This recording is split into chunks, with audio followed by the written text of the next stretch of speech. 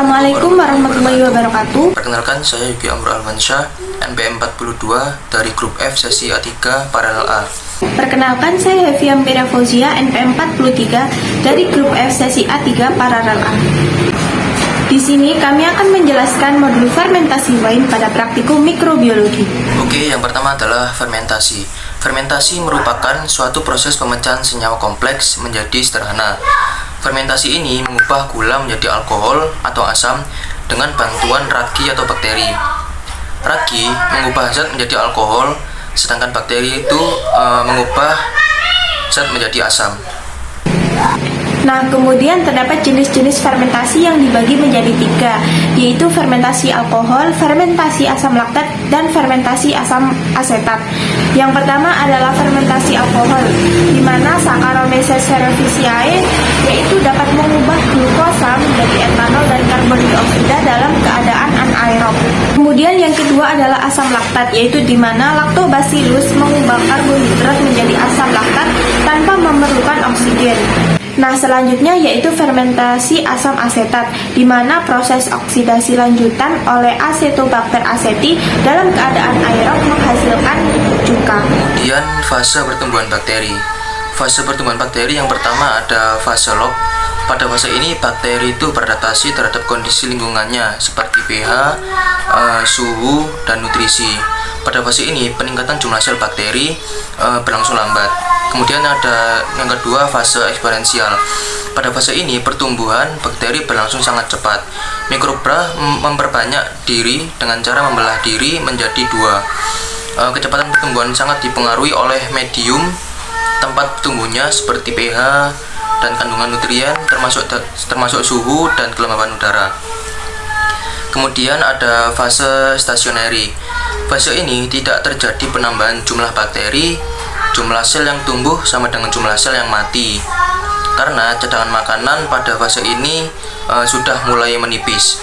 Kemudian fase yang terakhir ada fase death atau fase kematian. Pada fase ini sebagian mikroba mulai mengalami kematian karena nutrien dan energi cadangan dalam sel sudah habis. Nah, selanjutnya yaitu pengertian wine. Wine merupakan minuman beralkohol yang diperoleh dari hasil fermentasi buah oleh ragi Saccharomyces, di mana Saccharomyces ini ditambahkan ke dalam sari buah yang kemudian glukosa akan diserap oleh yeast tersebut dan akan diubah menjadi etanol. Nah, yeast yang berkembang dalam waktu yang bersamaan juga menghasilkan karbon dioksida. Oleh karena itu, Saccharomyces ini dapat mengubah glukosa menjadi etanol dan karbon dioksida. Wine memiliki beberapa jenis. Yang pertama yaitu ada red wine. Red wine adalah minuman beralkohol yang berasal dari buah anggur yang berwarna merah. Pembuatan red wine mengikutkan kulit dan biji buah dalam proses fermentasi. Kadar alkohol dalam red wine itu kurang lebih sebesar 17%. Kemudian yang kedua ada white wine. White wine dapat dibuat dari jenis anggur apa saja dengan tidak mengikutkan kulit dan biji buah dalam proses fermentasi. Kadar alkohol dari white wine ini kurang lebih yaitu sebesar 13%. Kemudian ada sake. Sake adalah minuman tradisional beralkohol yang berasal dari Jepang. Sake terbuat dari beras yang biasa disebut dengan Suzo Kotekimai. Kadar alkohol dari sake ini kurang lebih sebesar 15%. Nah, selanjutnya terdapat proses pembuatan wine dalam industri. Berikut adalah gambaran prosesnya. Yang pertama adalah pemanenan buah. Pemanenan buah ini dilakukan sebagai langkah awal pembuatan wine. Di sini dilakukan pemetikan buah dan penyortiran buah. Yang kedua adalah ekstrak buah. Di sini dilakukan pengekstrakan buah sehingga diperoleh sari buah. Yang ketiga adalah fermentasi. Setelah didapatkan sari buah dari hasil ekstrak tadi, dilakukan fermentasi dengan bantuan Saccharomyces cerevisiae. Yang keempat adalah pressure, yaitu di mana dilakukan pengepresan yang bertujuan untuk menghendaki warna maupun cita rasa. Yang kelima adalah filtrasi, yaitu dilakukan pemurnian dengan cara filtrasi. Yang keenam adalah aging yang dilakukan untuk meningkatkan rasa dan aroma seperti penambahan gula.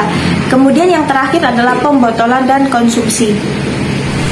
Kemudian mikroorganisme yang membantu dalam proses fermentasi ini yaitu bakteri Saccharomyces cerevisiae. Bakteri Saccharomyces cerevisiae dapat memecah glukosa atau gula menjadi etanol dan karbon dioksida dengan reaksi gula atau glukosa C6H12O6 menjadi etanol atau 2C2H5OH dan karbon dioksida 2CO2. Dalam memecah glukosa tersebut, Saccharomyces atau bakteri Saccharomyces cerevisiae ini menghasilkan enzim yaitu enzim zimase yang dapat membantu memecahkan glukosa tersebut menjadi etanol dan karbon dioksida. Nah, untuk pengertian starter dan pentingnya penggunaan starter, yaitu di sini starter merupakan bahan tambahan yang digunakan pada tahap awal proses fermentasi. Starter merupakan biakan mikroba tertentu yang ditumbuhkan di dalam substrat atau media untuk tujuan proses tertentu, di mana tujuan penambahan starter ini adalah sebagai membantu proses fermentasi berjalan lebih sempurna, sehingga dihasilkan wine dengan kadar alkohol yang sesuai dengan standar.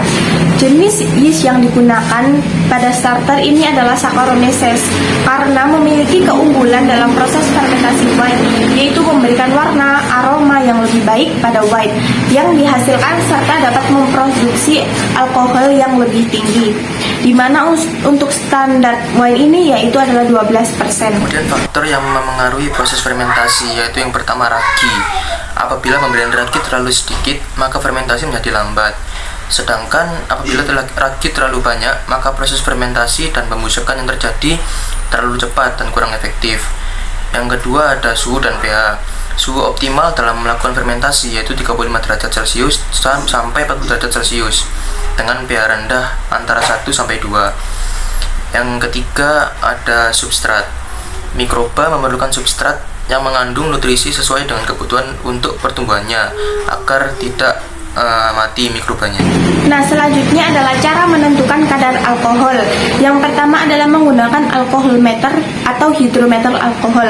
Untuk prinsip alkohol meter adalah berdasarkan berat jenis larutan, di mana berat jenis larutan etanol berbanding terbalik dengan kadarnya.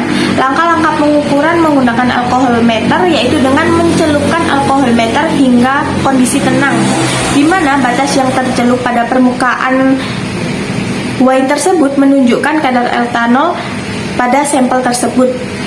Nah, yang kedua adalah titrasi. Titrasi yang dilakukan ini adalah titrasi alkalimetri, yaitu menggunakan titran basa yaitu NaOH.